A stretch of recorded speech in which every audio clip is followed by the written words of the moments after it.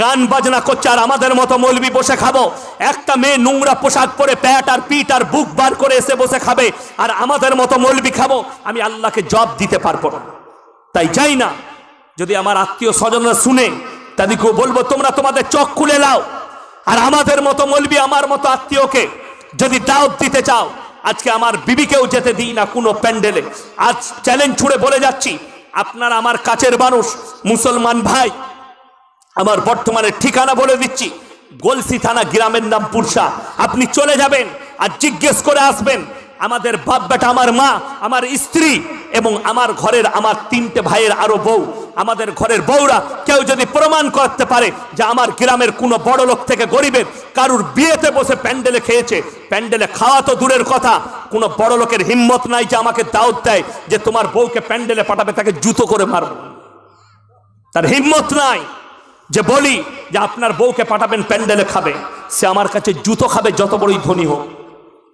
যেহেতু আমার স্ত্রী সম্মানী পর্দা নসিবা, সে কারুর প্যান্ডেলে খেতে যাবে না। তোমার যদি দাওয়াত খাওয়াবার মন হয় আমার বাড়িতে খানা পৌঁছে দাও, তা না হলে তোমার বাড়িতে পার্সোনাল আমার বউকে বসিয়ে খাওয়াতে হবে। বড় কষ্ট লাগে, ওই জন্য আমার বিবিকেও নিয়ে যাই না, আমি নিষেধ করেছি। অনেকজন মনে করে আমার বিবির জন্য, মনে করে আমার পরিবারের লোক, আমার শ্বশুর ঘরের লোক, অনেকজন মনে করে যে এরকম মৌলবীর সাথে বিয়ে হয়েছে বলে অহংকারী হয়ে গেছে। আমার স্ত্রীরও অহংকার নেই, আমি খালি তাকে বলেছি এই 4 দেওয়ারের ভেতরে আমার কাছে জীবনটা কাটাও, আল্লাহর কসম পরকালের জীবনটা তোমার সুন্দর হবে। আমি জান্নাতে যেতে পাই বা না পাই আল্লাহ বিচার করবেন, কিন্তু তুমি যদি এই স্বামীর কাছে পৃথিবীর মানুষের কাছ থেকে চেহারাকে লুকিয়ে আমার কাছে জীবনটা অতিবাহিত করতে পারো, আল্লাহ তোমাকে এটার বাদাউলাতে জান্নাত দেবে। নামাজ পড়ো, রোজা রাখো, কাঁদো আল্লাহর কাছে। আমরা বুঝি না, আজকে বড় কষ্ট লাগে। বলুন আমরা পর্দা কাকে মনে করেছি? একটা মেয়ে গায়ে চাদর নিয়েছে সেটার নাম পর্দা দিয়েছি, একটা মেয়ে হিজাব পড়েছে সেটার নাম পর্দা দিয়েছি, একটা মেয়ে বোরকা পড়েছে সেটার নাম পর্দা দিয়েছি। না, পর্দা সম্পর্কে আপনার জানা নেই। অনেক মায়েরা শুনেলেন মেয়েরা কেন জাহান্নামে বেশি যাবে? যখনই একটা মেয়ে নোংরা পোশাক পরবে তার উপরে পুরুষদের কিন্তু আকৃষ্ট হয়, হয় না? হয় না? কতগুলো কমেন্ট করে শুনেলেন। আর আমি নারী পুরুষ সকলকে বলছি, আমাদের জীবনে 100টা পাপের মধ্যে 90টা পাপের জন্য দায়ী হচ্ছে আমাদের চোখ। চোখের দ্বারা একটা মেয়ে ধরলে নোংরা পোশাক পরেছে, তার দিকে একটা যুবকের চোখ গেল, সেই যুবকটার মনে মনে হলো এই মেয়েটাকে ব্যভিচার করতে পারলে ভালো। ওই জন্য জানেন, যারা বাবা আছেন, যারা মা আছেন, যারা নিজেদের বাচ্চা বাচ্চা সন্তানের হাতে মোবাইলগুলো তুলে দেন, এই মোবাইলটা শুধু মোবাইল নয়, এটা হচ্ছে জাহান্নামের আগুন ওই বাচ্চাদের জন্য যারা নিজেদের সন্তান ছেলে মেয়ের হাতে মোবাইল তুলে দেয়। আমি একটা জলসায় বলেছি, আমাদের রাজ্য সরকার 10,000 করে টাকা দিয়েছে ট্যাব কেনার জন্য মোবাইল। ওটা মোবাইল নয়, ব্যভিচার করার রাস্তা বার করে দিয়েছে।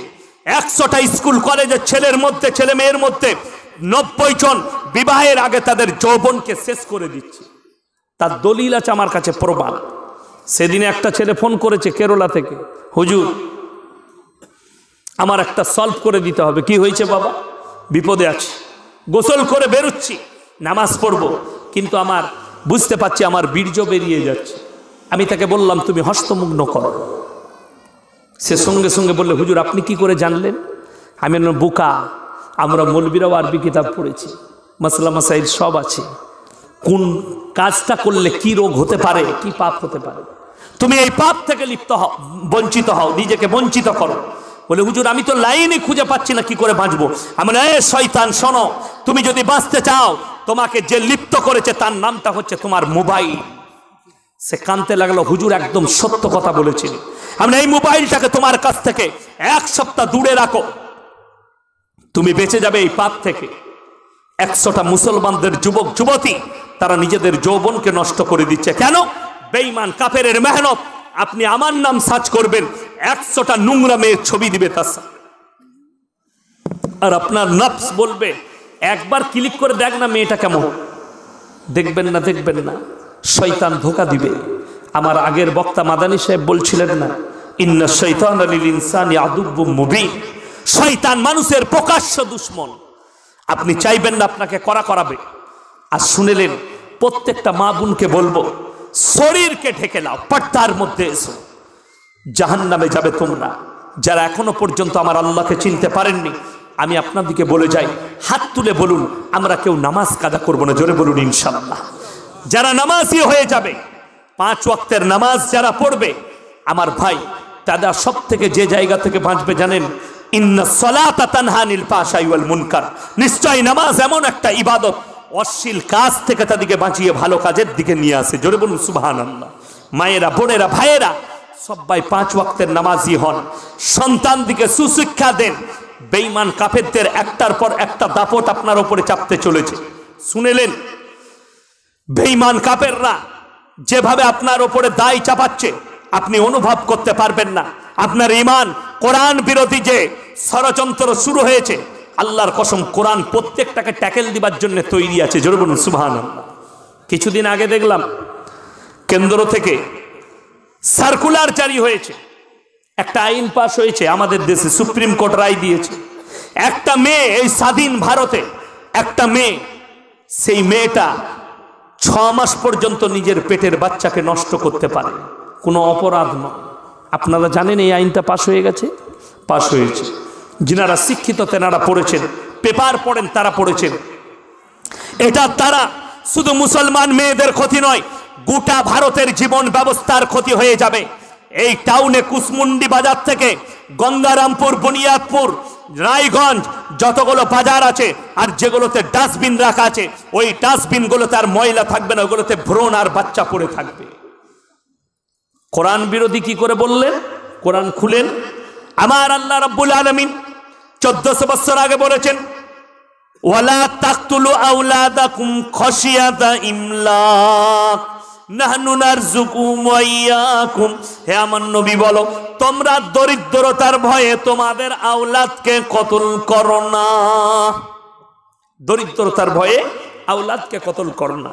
আমি দেখলাম আমাদের ভারতে একজন ভদ্র মহিলা, নামটা তার জানি না, যদিও তিনি সনাতন ধর্মের, তিনি বলছেন हमारे देश में बच्चे के ऊपर रोक लगनी चाहिए। एक एक आदमी 4-4 बच्चे लेते हैं, 5 बच्चे लेते हैं, इसके ऊपर रोक लगनी चाहिए। अपनी ডাক্তারের কাছে যাবেন, যতগুলো হসপিটাল আছে সরকারি বেসরকারি সব লেখা আছে জন্ম নিয়ন্ত্রণ করুন। সরকারের অর্ডার এটা লিখে রাখুন, জন্ম নিয়ন্ত্রণ করুন। একটার বেশি বাচ্চা নিতে পাবে না, আইন আনছে সরকার। 2টোর বেশি বাচ্চা নিতে পাবে না। শোনো, এই সোচটা, এই ভাবনাটা যদি তোর বাবরা লিত, তোরা দুনিয়ার মুখ দেখতে পারতিস না। কথাটা বুঝতে পেরেছেন না পারেননি? আমি খুব সূক্ষ্মভাবে বুঝালাম। কবিগুরু রবীন্দ্রনাথ ঠাকুর বাপের 9 নম্বর সন্তান, ভাই বোনদের মধ্যে 14 নম্বর।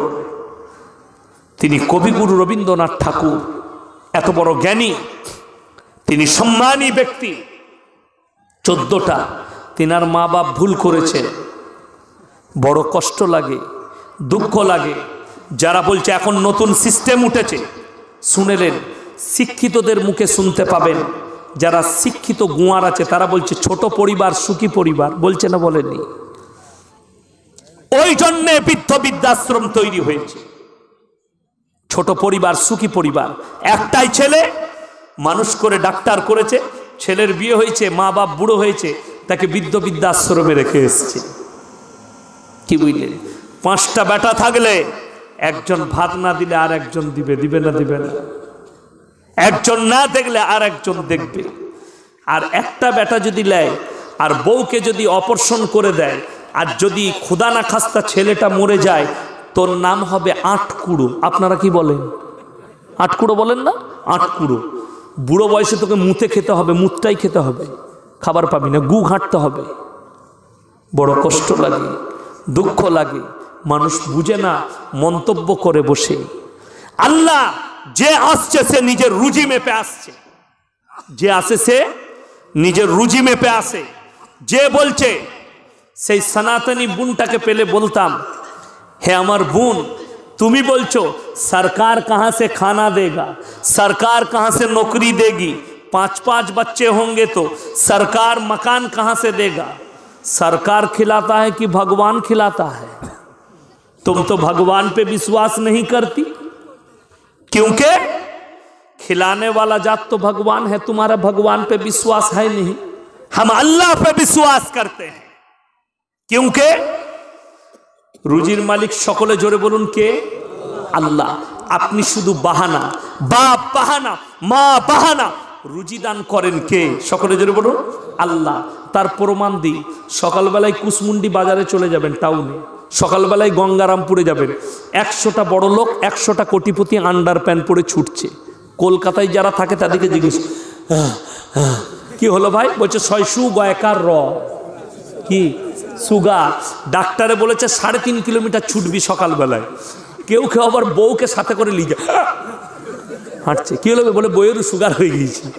লে কোটিপতি দিনের বেলায় দিন গেলে লাখ টাকা ইনকাম করে, কিন্তু ডাক্তারের কাছে লিস্ট নিয়ে গেছে, দেখি রিপোর্টে কত? ওরে বাবারে 430 খালি পেটে। স্যার খাবারের লিস্টটা দেন, কি কি খাবো? বলে সকালবেলায় 1 কাপ বিনা চিনির লাল চা খাবি। দেখবেন অনেক সুগারের রুগী দোকানে গিয়ে কি বলে, বিনা চিনি চা দে তো।